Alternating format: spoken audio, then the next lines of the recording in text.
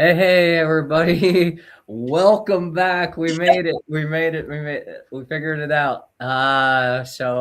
Welcome to the Enhance Your World show. I am your co-host, Chris Alba, and my Larkin? co-host, Larkin. And today's show, we're talking about to be human is to matter, and to be divine is lightness. And this title and this talk, I guess, came from a conversation that I was having the other day as I was saying goodbye to some friends, and I said, "Well, take care," and he was like, kind of like challenging me on like, "Oh, you should change that phrase," and I was like, "Why?" And he's like, "Well, you don't want to care," and I was like, "What do you mean you don't want to care? Like, I want to care about shit. Like, I think things matter. And I don't want to go around thinking that, it's just supposed to be easy breezy and I'm not supposed to be challenged. And, I can watch someone get killed in front of me and, oh, it's okay because, I'm all light and I'm divine and, ooh, I'm this and I'm, spiritual. And so what happens here on earth doesn't matter.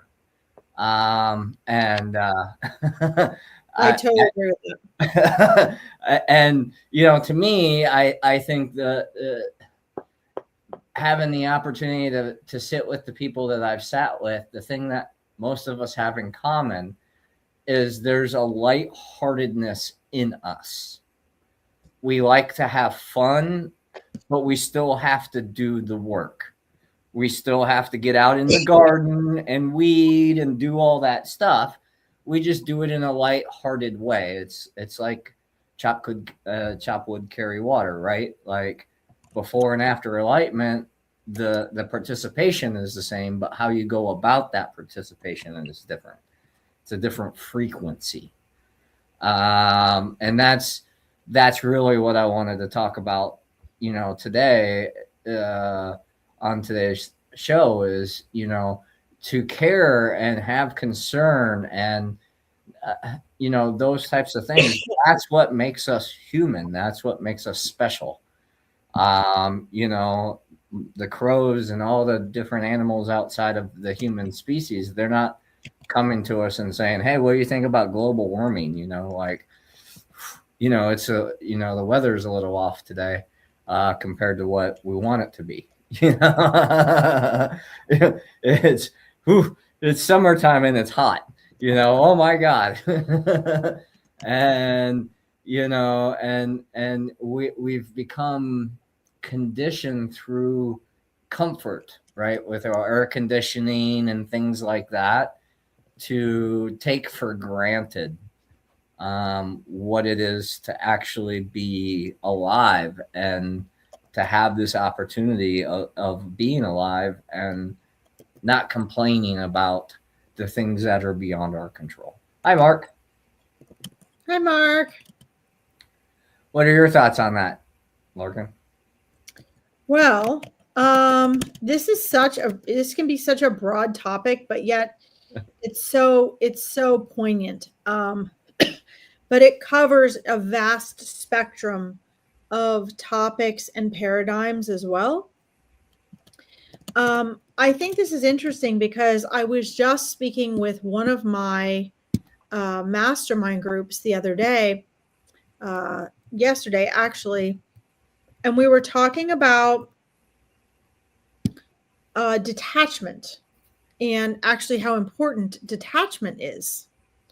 And so I find this kind of interesting because, it sounds as though what we're discussing would counteract the discussion of detachment. However, it really doesn't. I mean, a lot of this has to do with knowing what to apply when and where. And I think that, being both a mindset and manifesting coach and being a psychic intuitive medium, I think it's kind of interesting because I hear this so often kind of what you're talking about, the first example you gave, where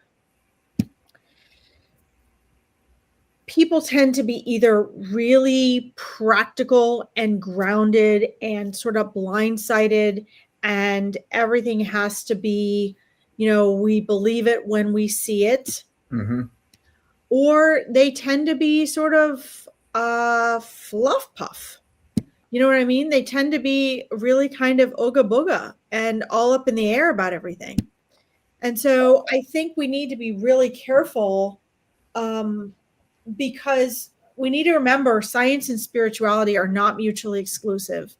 And we need to remember that we are, I love this part of your topic, the title that says, being human, because we have to remember that right now, here and now, we are in human form.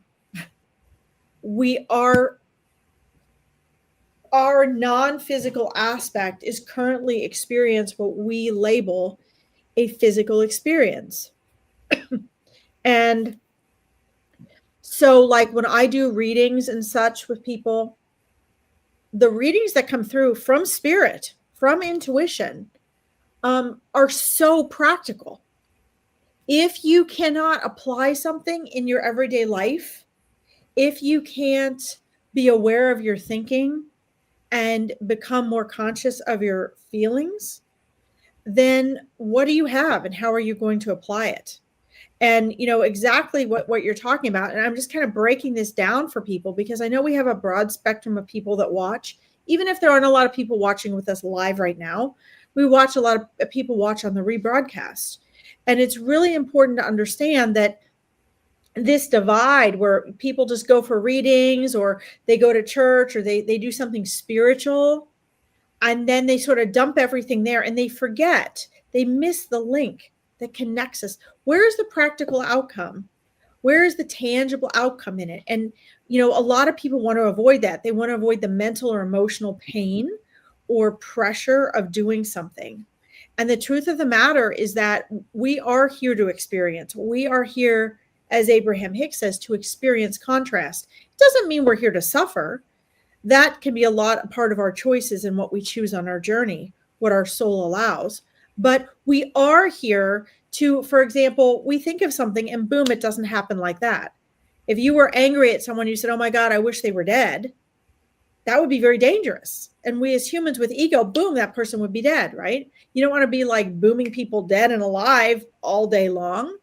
So in the physical world, everything takes a long time. It takes work. You have to walk to your car to get in your vehicle and then drive somewhere. You can't just think, ooh, I'm there. And we have to consider that when we're going through life. And we'll talk about the divine lightness part too, but I think we all need to step back and take a look at Chris's title, to be human is to matter. And I mean matter in both ways. Right. To matter means something, but also matter as, even though there really is no physical, we are experiencing physical reality. And so we have to make sure that our spiritual choices, our psychic choices are also implemented in a practical way. And guys, that means walking through the uncomfortable. That means walking out of your comfort zone. There's really no way around that, guys. There's no shortcut. The way is through. You got to go through suffering to get to the other side. And it doesn't always have to be suffering, guys. Like, no, it's just challenge, right? But that's right. how we a lot of and it that depends on us, where we are in our choices. How much do we struggle? How much do we suffer?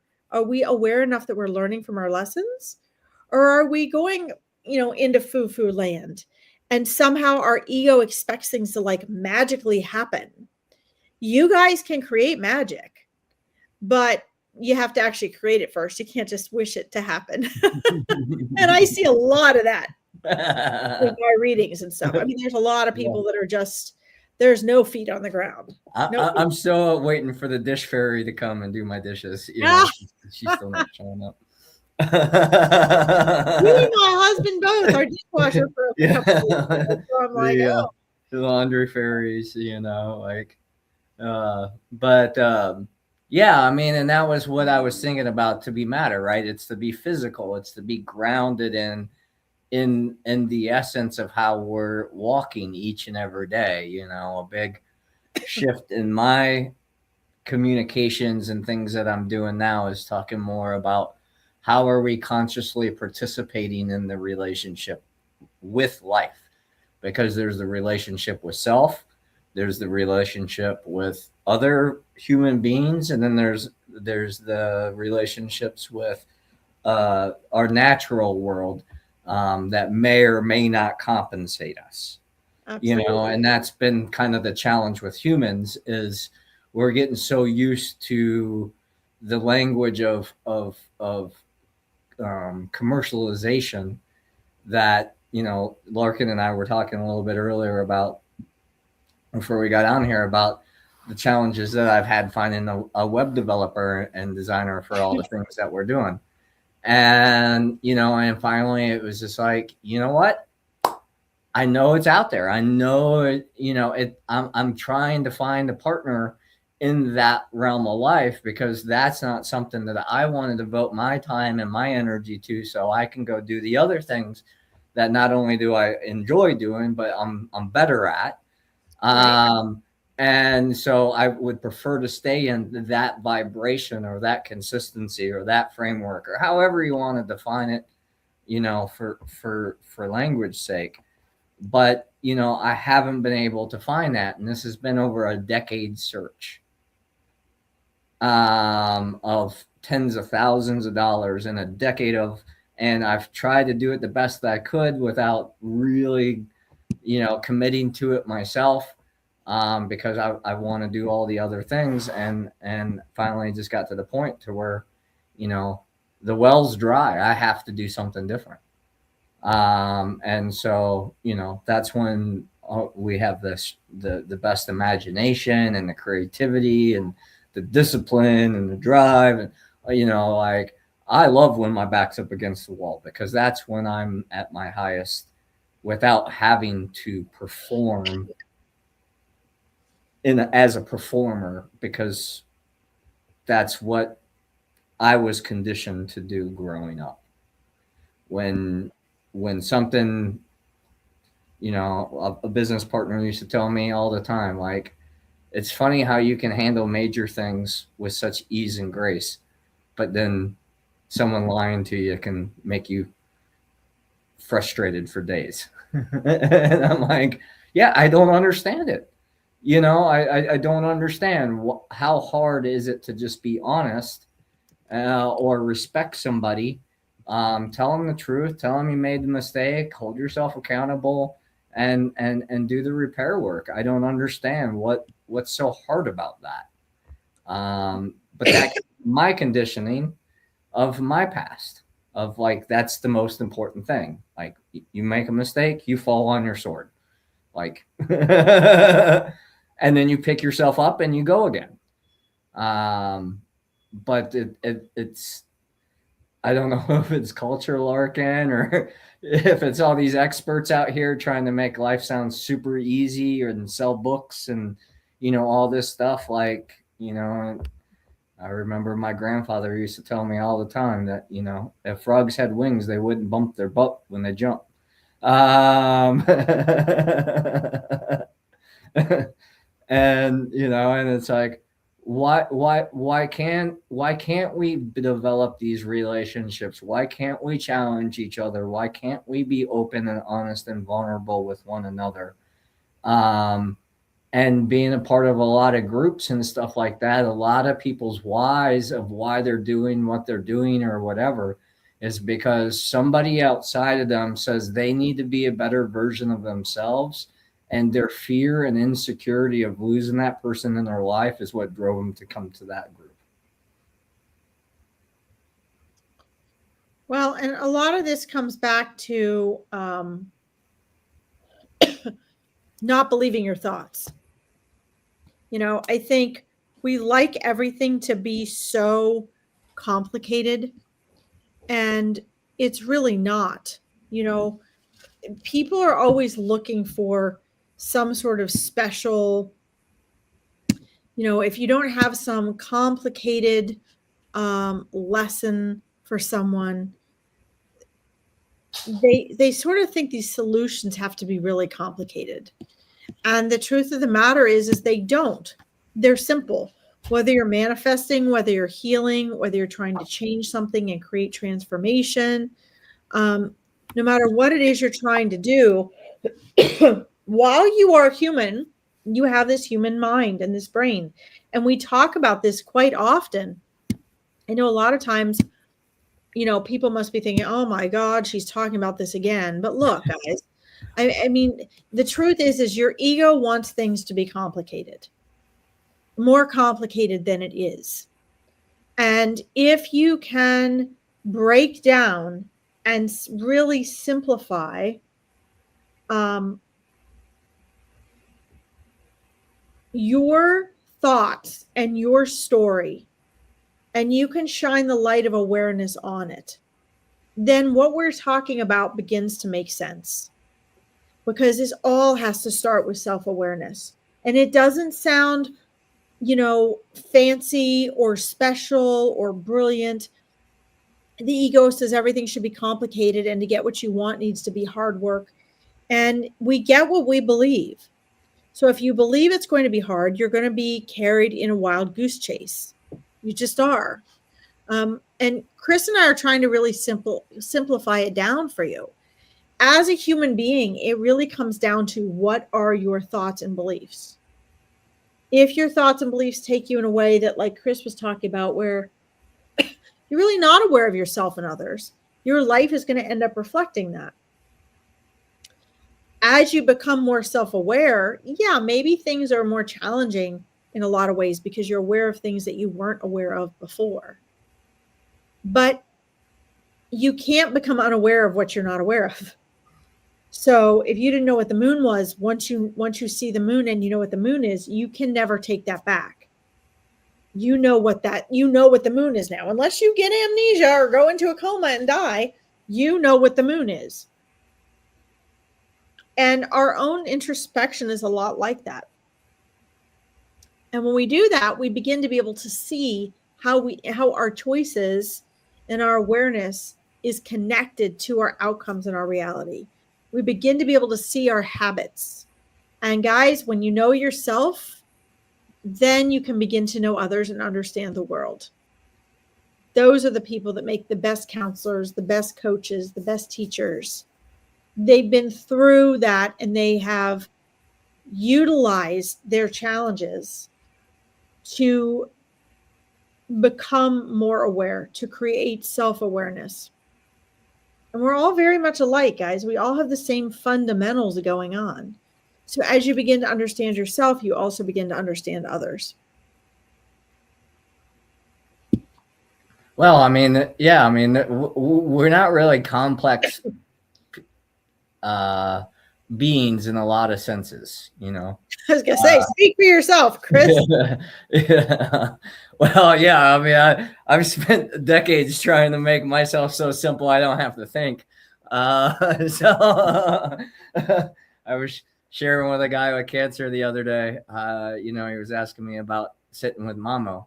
And he's like, what's it like? And I was like, it's amazing. And I said, we get so much, we communicate so well, we don't have to say a word. And even if we did say a word, neither one of us would understand it anyway. And he's like, well, what do you mean by that? And I was like, well, I don't speak Spanish or Inca, and he doesn't speak English. And immediately he was like, oh, you got to learn Spanish, da, da, da, da, da. And I was like, and I'm learning it. I'm not putting a lot of pressure on myself, but I'm learning it.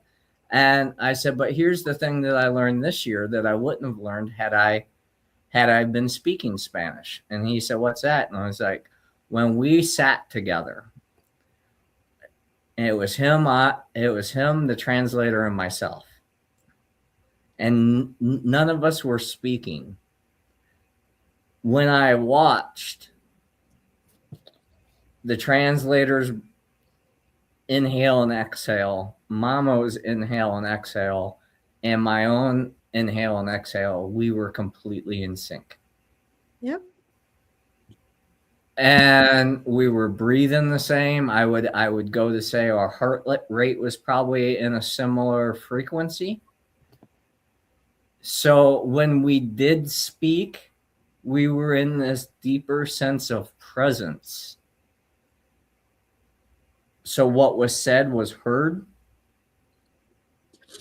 and had the ability to be integrated in a depth that I don't feel much of that when I'm speaking with somebody that speaks English, for example. Because there's very little time when there's in conversation where there's silence. In fact, people get really uncomfortable when you just sit there and smile at them in silence. Um, and and I giggle because my simplicity now. I have very little things. You know, I have like a lot of things going on in my head, but like as far as like trivial surface stuff, like how was your day? Like I ask those questions to like make a connection, and then if it doesn't go deeper in the conversation, then it's kind of like, okay, we caught up. Hope you have a great day. See you later. um, I was a friend of mine. Had a medical emergency where she almost died, and I was sitting with her in the hospital this week, and we were talking about a lot of this stuff, and what truly matters, as we're living this life, and how much is taken for granted, and how much we give away in exchange for things, hoping it's going to lead us to the place that we actually want to be. And that place is within us. Because even though she's got a beautiful house and she's got all the things and she's got the money and the job and all that, like that, and went from I'm having chest pains to losing 2 weeks of her life fighting for her life in a coma. And now on the other side, all we're talking about is okay, you had your restart. So now what is it going to look like? You can't drink anymore. You can't do the things that you were doing because it's caught up to you. And now is the opportunity to be that person you've always wanted to be, but always had those excuses of why you couldn't. And that is, to me, what is divine. Is realizing that we have conscious choice. And it comes with trade-offs. It comes with sacrifice. It comes with surrender. It comes with letting go. It comes with detachment. To me, detachment is I want I want our center to be busy enough to where it can sustain itself and people are making money so they can support themselves and people are finding the recovery and healing that they are. Is that circumstance and status being met? Not yet. So for it to get there, I have to do some things that I might not necessarily want to do to make sure that it is sustained long enough to get those results. We can go through the marketing, we can go through the hurdles and all the things. And, the scary part with technology and everything that we have right now is everything's like instant. Oh, I don't like you, blocked. I don't like what you had to say. You challenged my beliefs, blocked. Oh, my life is so easy because I just, anyone that causes any shade in my life or challenge or contrast or any of these things, I just avoid it. And look how great I am, on social media. And, it can be very destructive, not only to ourselves, but those that we're around, because if we don't hold ourselves accountable to the promises that we made, who is? Because if someone tries to and you're not willing to, you're going to make them a bad guy or bad gal because they're forcing you to feel things or think of things or look at things that you don't want to. But that's why we're here. And to hold that lightheartedness with each other, to know when mistakes happen, it's about deeper understanding. We all are human. We've all messed up. We've all effed up. We've all made promises that we didn't walk through. We all lied. We all cheated. And you know, in our own ways. Because I'm sure there's people out there that says, you know, I've never done that. Oh, okay. I've never killed anything, Larkin, but you know, we all have eaten something, so we've all had to have killed something. Mm-hmm. Absolutely. Maybe not with our bare hands. Well, I mean, and again, everything you're talking about, you know, I'm going to be the non-fun person here and remind everyone everything we're talking about, again, goes back to, as Eckhart Tolle says, your identification with thought. Everything that you do, that you feel, that you decide, that you identify with, every meaning that you choose to give things, because nothing has meaning until you assign it, all has to do with thought. And so you would think that since every single thing you do has to do with thought and your identification with self, that one would be very vigilant about making sure to be aware of those thoughts and making sure to choose thoughts. Abraham Hicks says, choose a better feeling thought. But every single thing comes back down to your thoughts. Everything. So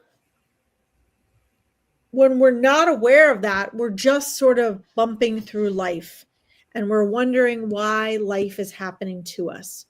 Even if we intellectually know better, you have to emotionally know better. And when you begin to expand and you are introspective enough that you can tell, see and feel the difference between your thoughts, your feelings, your emotions, those are two different things.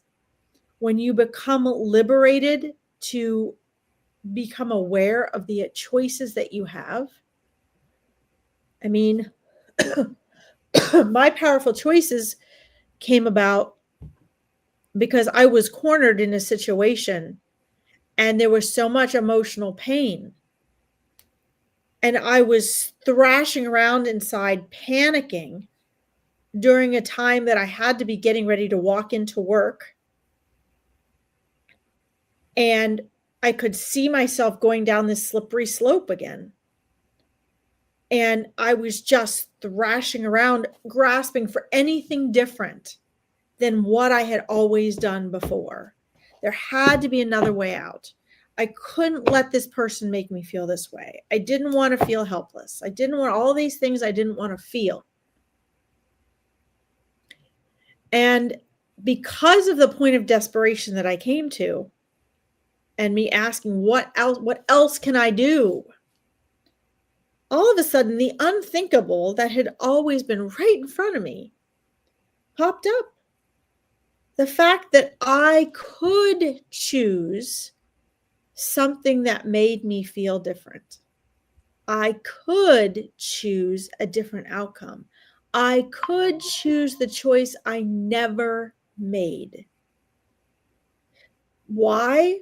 Because my identity had always been kind, sweet, congenial, including everyone, communicating authentically and honestly to a fault, being raw and honest, being straightforward, being that bridge of communication for whoever I was talking to, no matter what.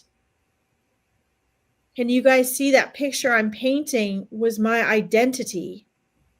It was my identity I was hanging on to.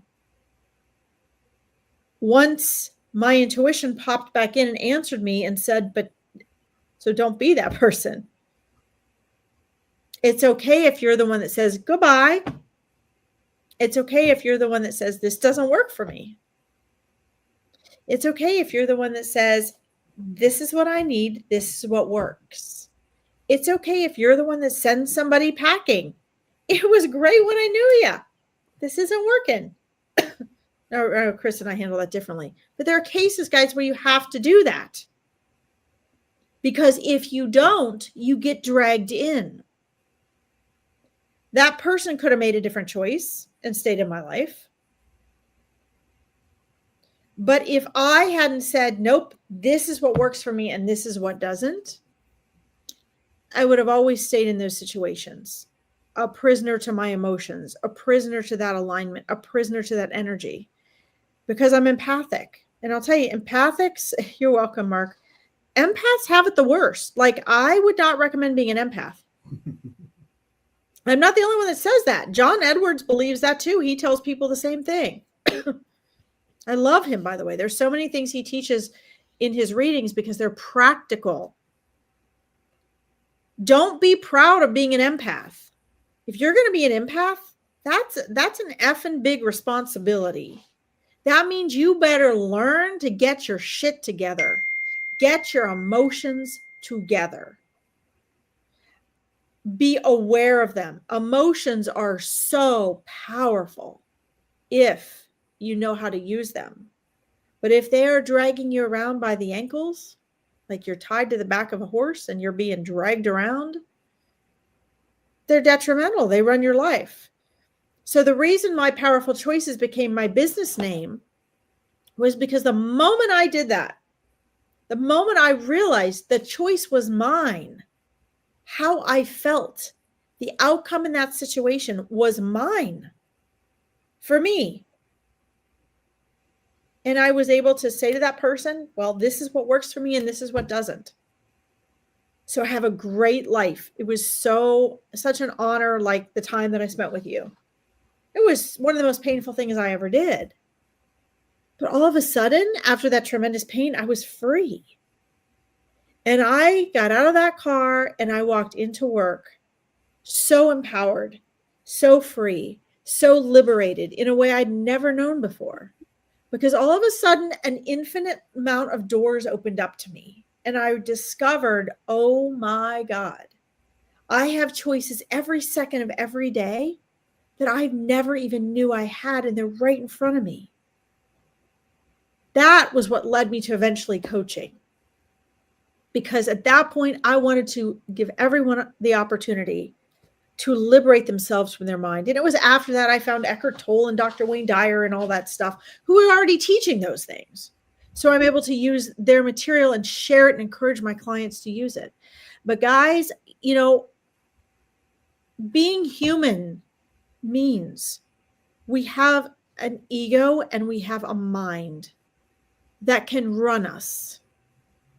But it is also the greatest gift, because if we can learn to use it as a tool, we can experience things we can't experience in non-physical, and we can grow in ways we couldn't otherwise. The divine lightness that we are eternally gets the opportunity to step into a limited space and be squeezed like a lemon, and to learn, what do you do when you're squeezed? And what you do when you're squeezed determines where you are when you go back to the other side, your eternal self. Either way, you're going to be fine. Oh, shoot, I didn't do this. Oh, man, woohoo, look what I did do. But you have eternity. Right. So it's okay. But one way or another, my motivation is, if you don't want to repeat some of the same stuff, it's just easier to learn now. You can't do that without awareness. Right. I love your background, Chris. That's new. I mean, it's new to me. I haven't seen it in our background yet. Yeah, I've broadcast from here before, but that's okay. Must have been I missed. I don't remember that painting. I think you complimented the light at the time because I was wearing like a blue shirt or something. I love the light and all that, but that however you have it now, that really stands out. Cool. Yeah, I mean, part of the process for me and my empathic learning was I was really good at mirroring. So I would get hijacked when people came at me a certain way. I would just match them energetically, right? And that was my conditioning as a child, right? Like parents yelling and, then defense and all that stuff. So like part of the challenge of having empathy, which I would challenge that most everybody has, whether they realize it or not, is not to allow it to be hijacked. So when you feel the tension building up, that's where the awareness of I feel this rising energy, I feel the constriction in my chest, my breath is getting shallower, however it is that you recognize it. That is the opportunity then to make a choice and go the opposite way. I mentioned my friend that was in the hospital and she was being called a witch the whole time she was trying to survive. She's like, I just kept hearing that. This girl's a witch. Look at what she's doing to her heart rate. Look at this. Look at how she's doing. Look at what. And she was like, I was having so much fun with them, Chris, as she's dying and battling demons and all the things that were coming at her at that stage. She said, you teaching me energy work and conscious breathing saved my life. Because as I could hear them about my heart rate and all the things, she's like, I was enough with it to be able to shift my breath. So if I was in a lot of pain and my heart was going really fast, I was slowing it down with my breath. If it got too slow, to where I almost, flatlined, I would rapid breathe and get my heart rate going again.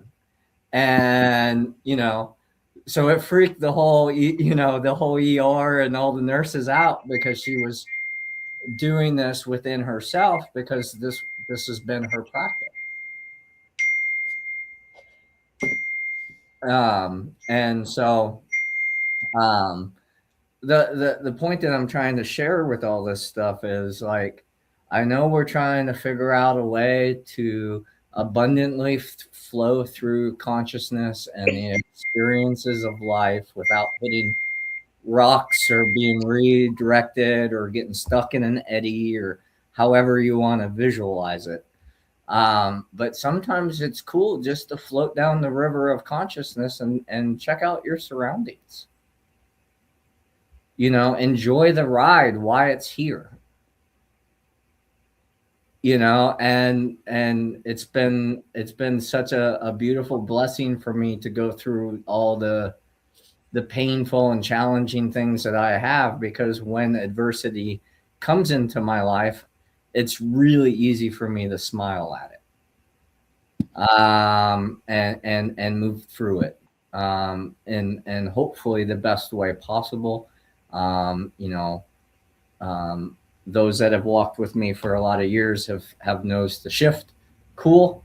I've noticed a shift, but I don't hold on to that because I want to stay detached to that because I don't want to put myself on a pedestal.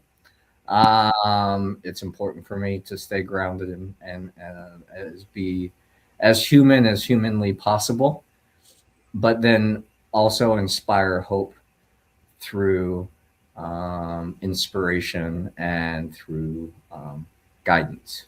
So that's where Enhancing Your World came from, was to find this to make the place a little bit better than I found it.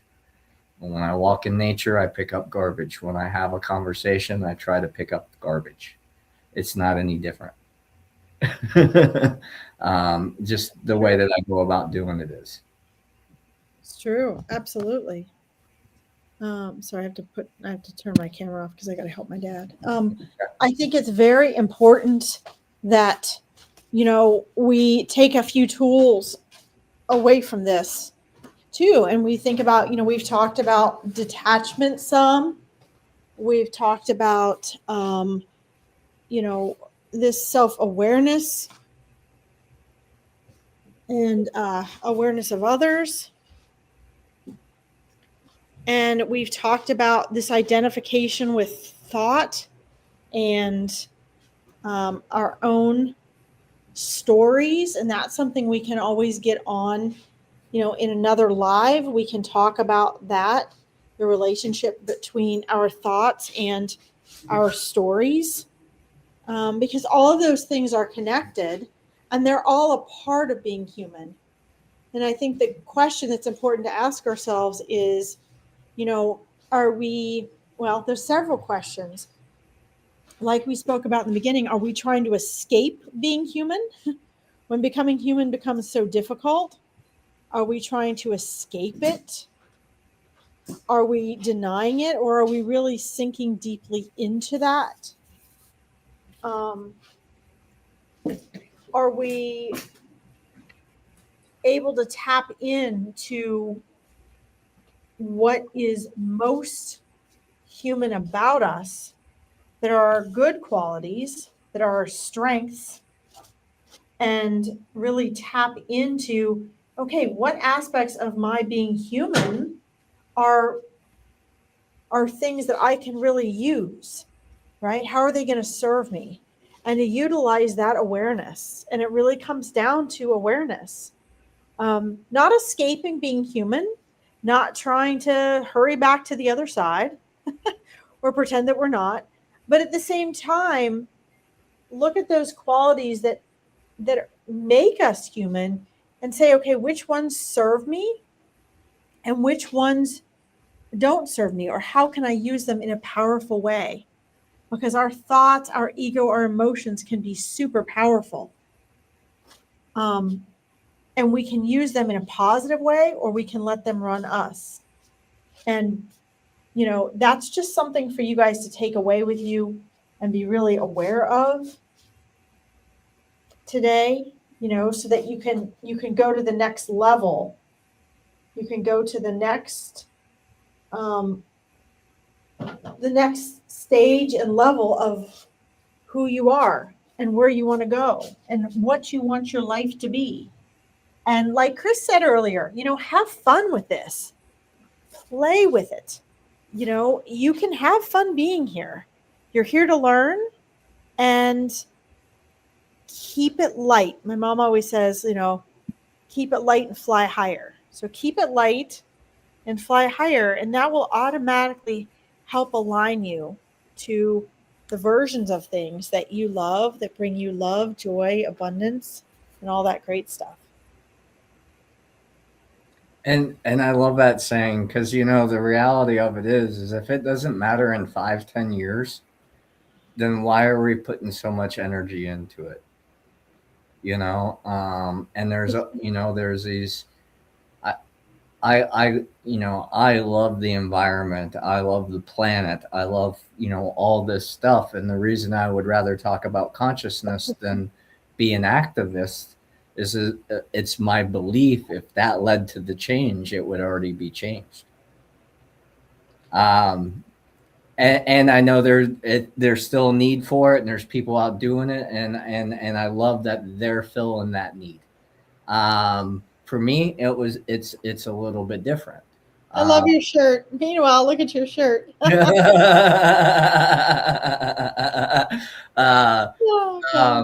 And I was reflecting on this on the way here. I know so many people that care so much about really important issues, but they're blindsided to a lot of ways that they're participating in the same thing that they're fighting against.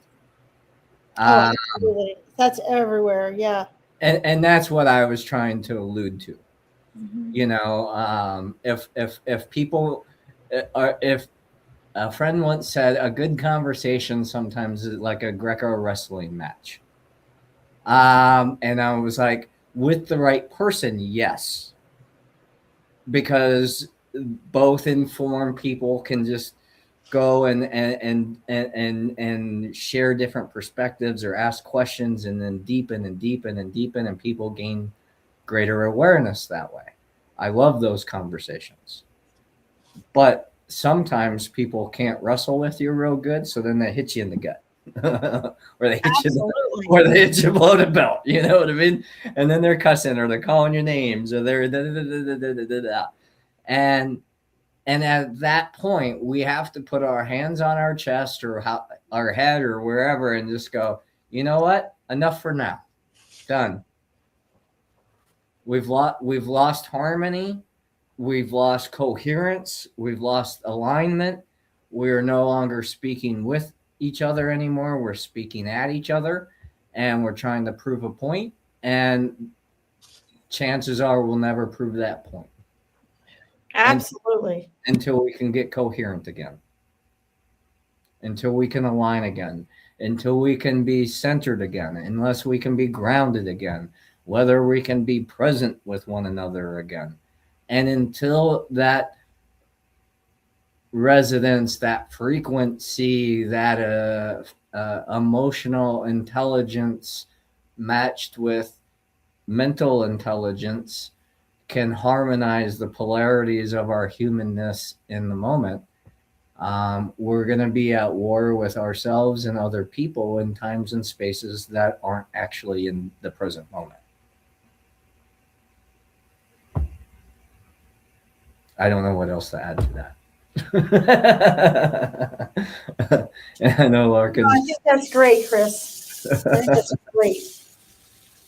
Sorry, I'm hoping my dad washed his hands. No worries. I know you got so many responsibilities, and I mean, and I love that our podcast can represent what we talk about on a regular basis. Of like, you know, fall forward. You know, I was talking to a guy the other day about, he developed cancer, and I'm working with him on some things, and he was like, I did everything right. I followed all the protocols. I did all the things, da da da da da. And now I'm at this age, and now I've got this. And I you know, and he's angry, and you know, and by all rights, because he made choices that he wouldn't have probably made, because he believed in what he was told was going to be the ultimate answer to him living a long, prosperous life. Now, what I tried to remind him of was he has lived a long, prosperous life because he's in his 70s and he's had no illness until now. And now I said, now I believe you have an opportunity to do it a little bit different. And work on some of that other frustration and that other energy that you're consuming, not just the foods that you're eating. And so those are some of the things that we were talking about. But anyway, I was talking to him about the analogy or the story of when we learned to walk. And just like learning to walk, we fell more than we succeeded for a time. And now most of us are so proficient at walking that we don't remember all the times that we fall, but we giggle at ourselves when we trip and fall. Unless we get seriously hurt. But I was walking on the sidewalk the other day, tripped over a crack, and immediately started busting up laughing because I wasn't paying attention to where my feet were, you know, and I tripped over a crack in the sidewalk. You know, and that's the lightheartedness that I'm talking about. You know, life, you know, I love this saying, and I try to practice it the best that I can. Life is serious, but not to be taken seriously. Because life is going to go on regardless.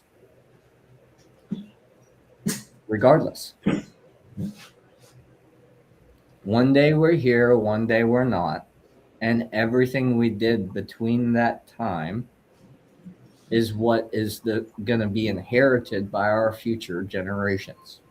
Whether we meet them or not, whether they remember us or not, whether they knew that we did it or not, those are the seeds that we're planting today. And it might take 20, 30, 40, 50 years for it to finally, what was that saying? Larkin, maybe you can help me. Like our parents' generation was like, yeah, we knew we needed to do something different, but we kind of did the same thing. So now, yeah, like we tried to get out and do the hippie thing and make the changes, and then it just became the same as the future, the past generation. Right. And not, and I think that's part of the collective consciousness. Yes. Not everybody, like Larkin said, not everybody is supposed to shift to our philosophies or our viewpoints or the way we live or anything right off the rip. It shouldn't happen like that. And the reason for it is because I remember going organic, and I giggled today because I read a label and it says, if it's organic, it's non-GMO. And that made me think of the non-GMO label, and that it's just basically a fee that you pay to have that label put on your product. When I was super serious about, organics, being more available on a consumer level, it was very important that even in low income that we bought organic food. Right. And because we were voting with our dollar and stuff. And then I read an article about how we just destroyed like all these hectares of acreage in New Zealand because the demand for avocados was so great at the time that they didn't have enough organic land available on the planet, that their only or best option was to destroy the rainforest in New Zealand to plant avocado trees to match up with consumer demand of avocados in the grocery store. And that day I realized that we have to be vigilant with our awareness and not just, which means you're always present of learn. You're always doing the best you can until you learn better, then you do better. And better just means that you're growing, not that you're leveling up, in my view. But you're always gaining new awarenesses. You're always expanding and evolving your energy, which actually includes more things than shrinks things down. Which means there's a greater a variety of choices, or a lot of different choices. It's not duality. I go this way or I go this way. I make a left or I make a right, Larkin.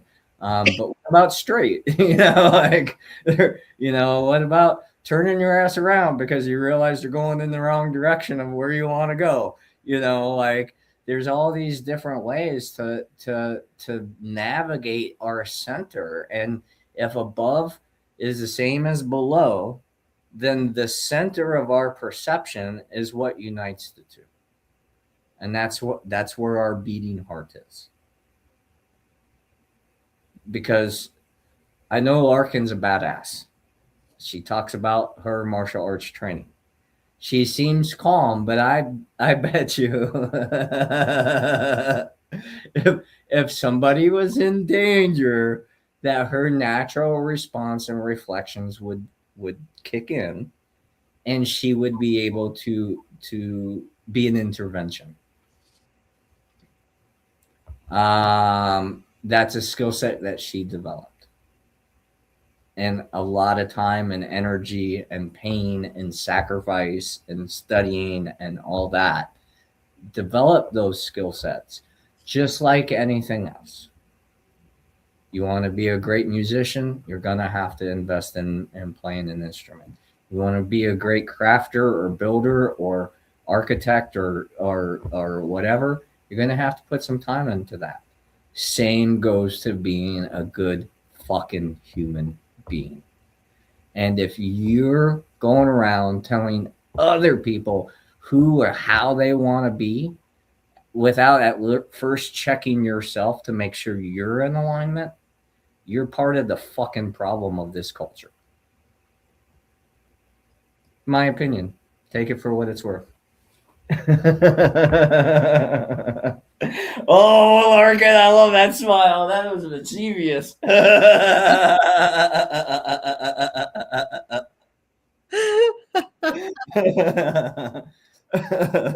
there, congratulations. It doesn't come out much. I managed that very well, and sometimes I'm like, you did. Yeah. Here, we'll just open the door a little bit.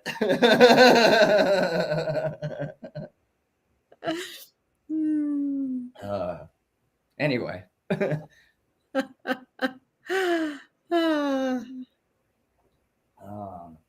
Thanks. That was fun. That was fun. But anyway, would you like to share before we wrap it up for today? After all that, wow. Yeah, I know, right? Like I'm like exhausted. I need to go take a nap. I think that we share a lot that seems very simple and elementary to us. And we always feel, like you and I, Chris, we feel there's so much more we want to share. And yet I think for most of our audience, and a lot of this I learned through coaching business, the people listening to something that maybe isn't their everyday most familiar set of topics or the areas of life that they've divulged into, it seems like, wow, like they're going to miss most of what we're saying. And so, I would just recommend to everyone, take what you will from this, utilize what resonates with you. If you find people like us or other podcasts that resonate with you, go back and listen to them again a few weeks or months or a year later. See where you are. See if you don't pull out different things from it. See if you're not ready to apply something different. But whatever you do, keep learning, keep curious, keep stretching yourself, keep getting out of your comfort zone, keep diving into awareness. Because when you do those things, you're going to continually, consciously grow and evolve. And when we don't, we get stagnant and we start in the downward spiral where things start falling out of alignment, where we lose energy, where we lose motivation, where we lose inspiration, where we get caught up in places maybe where we shouldn't. And, really, this is where the you being lightness comes. Everything is energy. Energy cannot be created or destroyed. Everything is light. You are light. So the more you behave like light as a human, the faster you're going to grow and evolve, the better you're going to be able to manifest, the better you're going to feel, the more enjoyable of a ride, and the more successful when you get back on the other side, you're going to see that it was. And, we're excited to be on that journey with you. Absolutely. Yep. Great show, Chris. Great topic today. Thank you so much for that. Oh, you're absolutely. Thanks for joining. And thank you. I know you, with everything you have pulling at you right now, I know your time is very limited. So thank you for. I've had 2 hours sleep. I got something last night. But hey, guys, I just want to remind you too, I'm the plug person here. Check out Chris's center. If you are local, if you're in Ohio, Kentucky, Indiana, check it out. See what events he has. I'm looking to go down and doing, a whole series of readings down there. He has all sorts of cool practitioners and, and events, and go to his website and find out, because you can participate with a lot of his work here locally. If you are in the local area or if you come to town to visit, Well, we also, do virtual, and there's some things that are coming down the pipeline that I'm not going to release yet because, we're going to be sneaky that way. That's right. But Yeah, exactly. But it is going to be able to, help more people be able to walk their path or where they're at, and with universal guidings and teachings, because the information overload um, is intense, with what we have media wise these days. We have, I have to, I've made it's been really hard for me to want to come on and do a lot of this stuff because I'm already grounded in so many other people's information that I'm like, why would I want to keep stirring the pot? Like, people are so confused. Why would I want like, they're so like, why would I want to keep doing that? I don't. I want to have a conversation, and let's see if we can't find your center. And that's why we have the discovery calls. Larkin has them as well, is so we can align, we can discover of how we can align and attune ourselves to taking a journey with each other to help each other out along the way, whatever that looks like. But Yeah. it has to be done through a conversation. We could tell you what we want you to think. A lot of people do that. There's a whole industry called marketing that does that. And we're trying to share because we care, but not pump stuff down people's throat where it creates more disconnect than it does the unity, because that's what we're trying to bridge together. Is the past and the future happen in the now. And I love that card. I love Eckhart totally. I mean, the man's had a 20-year career, if not longer, talking about be here now. I mean, it's be in this moment right here. This is the only moment we have to actually make a choice, to do anything, to take a breath, to have a drink, to have a relationship, to have a conversation. And if we're living back then or we're living up there, then those two disconnects makes it really hard to be right. Yeah.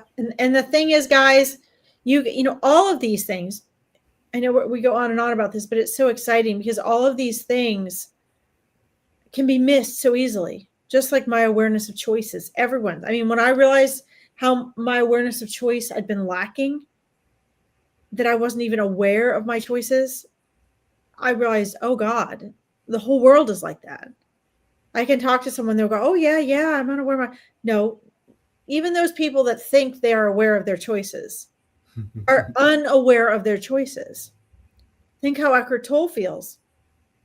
I mean, I've read his book for 20 some years, nonstop, cover to cover, nonstop. And for the first few years I did it, I mean, it was so intense. I had index cards. I read it constantly. And it kept waking up my cosmic memory. And I was right on the edge. Like I knew it. I was like, I just kept going and going and going and going and going and going and going. And it kept unraveling layers. And after years of doing that, I was like, aha, I got my now experience. And then I realized, shit, 99.999% of everybody else doesn't even know what this is. So I started adding that to my coaching. And guys, it goes on and on that way. Yeah. There are so many realities for you to wake up to that you hear. And you're like, oh, yeah, I know what that means. People, oh, yeah, I know what it means to be present. No, you don't. Oh, yeah, I know what it means to meditate. No, you don't. Oh, I know what it's like to have one of those silent conversations like Chris was describing with his teacher. No, most people don't. But when you do, then you can connect with other people who do without the words. Even if you use the same words you'd use with somebody who hasn't had that experience, you just know. Like, you know, that person knows. And then I get such chills saying this because it's so rare. It's so far and few between. Because then, guys, then your reality in the physical as a human really starts to be magical. When I feel my life ceasing to be magical, I know I'm off course for me. Because my life is completely magical. Like movie magical. But it's not because I want it to be magical. It's not because I'm trying to follow Hollywood. It's because of what I'm doing in here. If I don't keep that learning and that expansion growing, if I don't keep practicing the deeper layers of being present or of connecting or being authentic, kind of fades away. And then I'm like, oop. And that's the universe's way, or whoever, whatever you want to call it, of keeping me in alignment. Because now that I know what that's like, I don't enjoy life unless I'm there. Because that's a whole nother level of reality, see? So don't ever think that where you are is all there is. Because none of us will ever hit all of it. Jesus didn't, Gandhi didn't, the Dalai Lama hasn't. Our capacity as humans to experience the divine hasn't fully been touched yet by anyone. It's pretty amazing. So never ending potential. Right, exactly. All right. Well, what a dang good show. This was an awesome and amazing show today. Yes. And I've got to go because I've got live readings at 4. Absolutely. So let's end this up. Thank you again for tuning in and checking us out. Larkin, where can they find you? You can find me where can you find me? On Facebook at Larkin Psychic Medium, Spiritual Interpreter, or My Powerful Choices Awareness Network. I hope it's on here, but I'm not sure. We might have to add it to here. I also have a school community, but if you guys get on my Facebook, and I'll add it to our YouTube page, you can track me down there. Awesome. And you, Chris? Well, it's the enhancing your world. EnhancingYourWorld.com. Yeah. The website, the social media, it's a brand. Well,